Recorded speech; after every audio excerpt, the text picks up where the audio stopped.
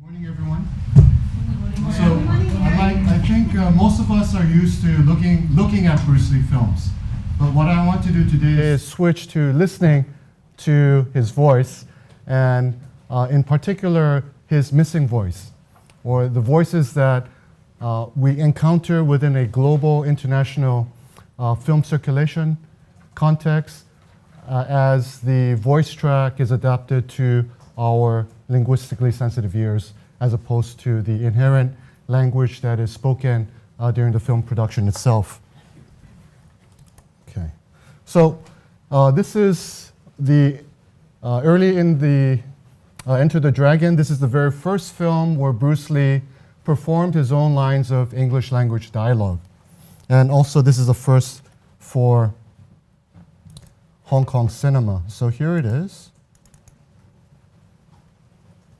Hello, Mr. Lee. My name's Braithwaite. Oh, Mr. Braithwaite. Okay. So I think for most of us, at least if I speak for myself, this is the first and only instance of hearing the British surname Braithwaite. And when I first heard this sequence, I thought you could choose Shoemaker, you could choose a wide range of British surnames, but why this particular one? So if you do the research on the backstory during the production itself, you find out that there was a deep disagreement between Bruce Lee as the star of the film and the scriptwriter and the director, who thought that he was a lesser being and that they were the superstars. So during the course of the writing and rewriting of the script, the two, Michael Allen and Robert Klaus, contrived to include as many R words as possible, knowing full well that for an for an Asian learning English as a foreign language, the RL distinction is one of the most difficult to master. If you grew up in an English-speaking country as an Asian and English is your first language, this is not a problem. But if you're learning English as an adult, this becomes a big problem. So, I really love you becomes I really love you. And so it's hard to sound romantic if English is your second name as an Asian from China, Japan, or Korea. And also the play with lollipop becomes a lollipopu. And there are several films where these R challenges are included as a way to linguistically stigmatize an Asian character who's performing, or a white character performing an Asian character in yellowface, performing an Asian accented version of English. So the backstory will talk about Mr. Braithwaite, but if we expand the cast of characters, it's much more insidious. We have Roper, Williams, O'Hara, Parsons, and then the Asian names, Lee, Mei Ling, Bolo, Sulin. The only two characters in Enter the Dragon who do not have an inclusive R in the names would be Han and Tanya. So here is, okay. And then the other mention of the R would be Mr. Roper. You're very much at home here, Mr. Roper. This guy Han's got a great sense of hospitality and a fantastic sense of style. Yeah, it's great. And why are you so apprehensive? Apprehensive?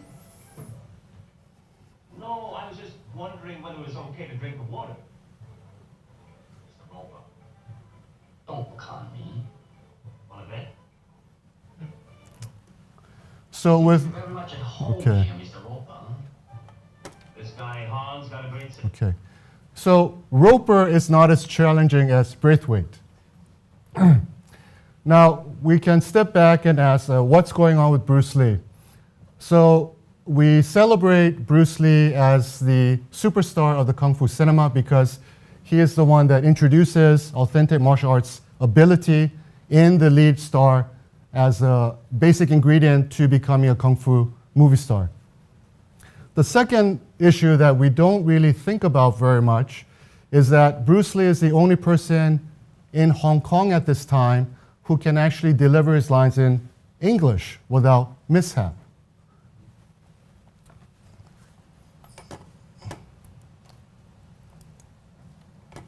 Now, I went back and tried to ask, is it just the set of Enter the Dragon, or is this RL issue of spoken English by Asian characters something that is more insidious into the fabric of Hollywood, of filmmaking, as well as television? So here is Bruce Lee in The Green Hornet, and the Green Hornet is full of R challenging words such as green, hornet, Brit, read.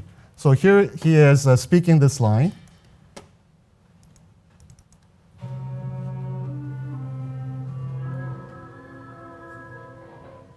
Mr. Reed's resident. Kaito, this is Mary. Yes, Mary? I know where Jimmy is. Where?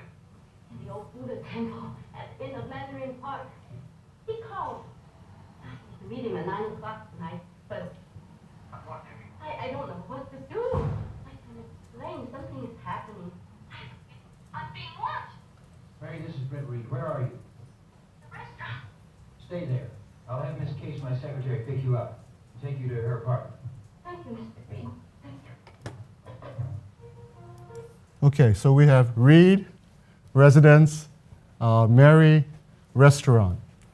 This sequence, she gets attacked and kidnapped, and then Brett Reed asks Kaito, do you think she's telling the truth or not? Bruce Lee says, she's never wrong. Now, when I heard this, I went back and I thought, oh no, is this Mary Wong, and then we have the Wong wrong issue coming up? But she's listed in the credits as Mary Chang. So at least within the character name, we don't have this linguistic racism.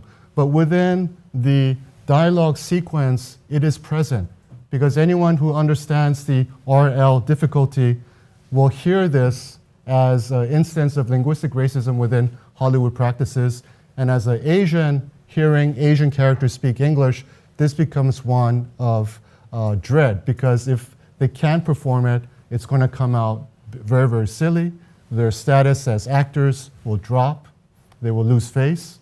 And if they can perform it, then you understand that they've passed a kind of a linguistic pronunciation test to become eligible to be on screen.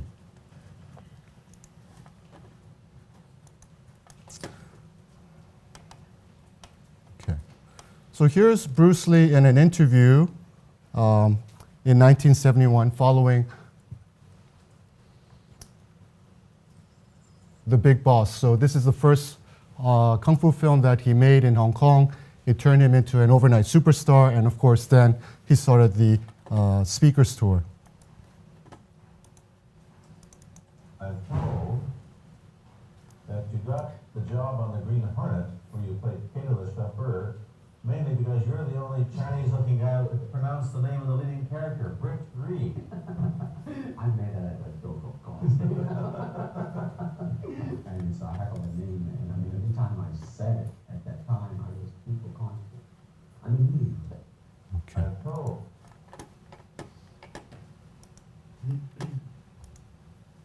So Kaito, as a name, as an Asian name, can only really exist within Japanese language. So I'm a film scholar, and shifting to TV and then to radio is taking a little bit of time. So I've been able to go back to the 1940s film serial where K-Look, who is Korean by birth, ends up playing this character.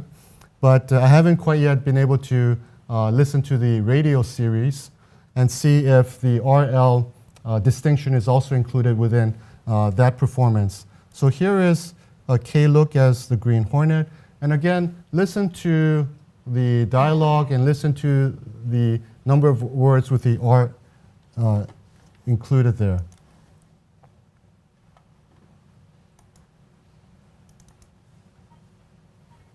Chemical has a powerful kick. Think the motor will stand it? It's the strongest motor ever built and the fastest. Thanks to your scientific knowledge. I'm satisfactory and valid too. Perfect. It's a lucky day for me when I rescued you from that native in Singapore. He tried to kill me because I'm a Korean. You shall never be sorry you saved my life. paid me many times for your faithful service. Thank Okay. Try the new horn? Listen. Okay. So you will never be sorry for saving my life, right? That's the sequence. So what I'm trying to do is to watch every episode, take down the instances where Kaito is actually speaking, and see if every dialogue exchange has this R-inflected racist attitude included. So that's the very first introduction, so it is there. And it just keeps coming up over and over again.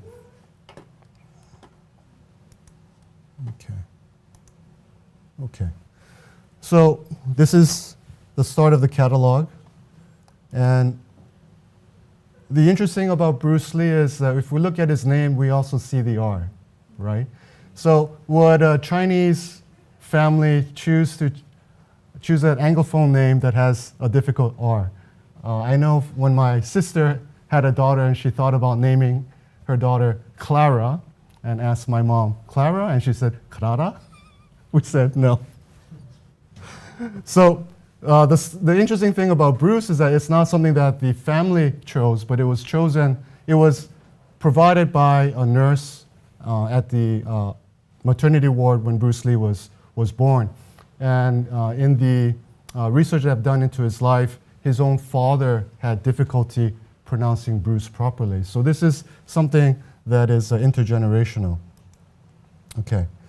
So the inclusion of this Enter the Dragon and Mr. Braithwaite section came at the end of a piece that ended up becoming very, very long. It's called a Dubby's Food. So in this piece, I'm talking about the poorly dubbed English dialogue tracks within these Kung Fu films, and to present them as an aesthetic choice made by Hong Kong filmmakers, in particular Shaw Brothers and Golden Harvest, based on a particular production strategy given their multilingual framework. So perfect lip synchronization is what Hollywood prefers. We have what is called looser lip synchronization, which is the Italian model. So up to 1/10 of a second is okay. Anything beyond 1/10 of a second will be imperfect. And this is the third example, which I call the Hong Kong approach. Okay, so the linguistic production context in Hong Kong is quite peculiar. As a British Crown colony, up until 1974, English was the only official language. So you understand the difficulty of the local Chinese population who partook in daily life mostly in Cantonese. And when you look at English language instruction at the primary and secondary levels, it's not very robust. And under a colonial situation, your ability to speak the colonizer's language elevates your life trajectory as far as career advancement and social advancement. But then the second linguistic peculiarity of Hong Kong is that Shaw Brothers, MP and GI, and then later on Golden Harvest, their primary spoken language was Mandarin, because this is the national language of China that was incorporated by the Shanghai film industry when they converted to sound film production. So primary language is Mandarin, with English being the official, and then Mandarin being the spoken vernacular. So how do you create one film that can master and complete the linguistic difficulties of all three languages, which are very different in pronunciation and sentence structure and ideogrammatic sequences, and also physical movements. You can be more emotional with English than you can with Mandarin, and Cantonese you can be funnier and more pun-laden than you can with Mandarin. So the practice that Shaw Brothers incorporated in the 1960s, when they decided to go global and bring local production up to international standards, was to do post-production sound. Okay? So you shoot the visuals, even though if there is a dialogue script, the actor did not necessarily have to memorize the lines.